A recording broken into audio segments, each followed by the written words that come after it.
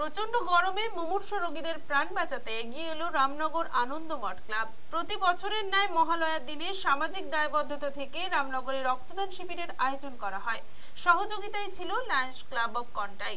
এই দিনে রক্তদান শিবিরে পুরুষ ও মহিলা মিলিয়ে প্রায় 100 জন রক্তদান করেন।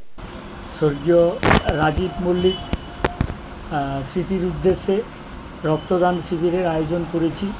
সঙ্গে লায়ন্স ক্লাব সেন্টিনেলের ব্যবস্থাপনায় ফ্রি মেডিকেল চেক আপ এবং ব্লাড সুগার পরীক্ষার একটা ক্যাম্পও হচ্ছে। রক্তদান শিবির আমাদের এই এরিয়ার ভিতরে প্রত্যন্ত রুরাল এরিয়া আমরা দেখেছি প্রয়োজনের সময় আমাদের রক্তের সংকট প্রভূতভাবে দেখা যায়। পাশাপাশি সবুজায়নের লক্ষ্যে প্রত্যেক রক্তদাতার হাতে একটি করে চারা গাছ তুলে দেওয়া হয়।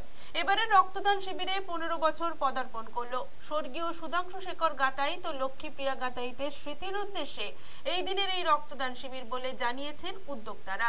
উপস্থিত ছিলেন আনন্দমঠ ক্লাবের সভাপতি নরেন মাইতি, সম্পাদক সুদীপ দাস সহ অন্যান্যরা। আর বিভিন্ন কারণে তো রক্তের প্রয়োজনীয়তার কথা তো বলে আর লাভ নেই, অপরিহার্য করে, যে কারণে আমরা প্রত্যেক বছরের নয় এবছরও এই কর্মযজ্ঞে উত্তীর্ণ হয়েছি। হ্যাঁ, এখনও পর্যন্ত 82 জনের রক্ত নেওয়া হয়েছে এবং আমাদের বিশ্বাস এটা 100 ছাপিয়ে যাবে।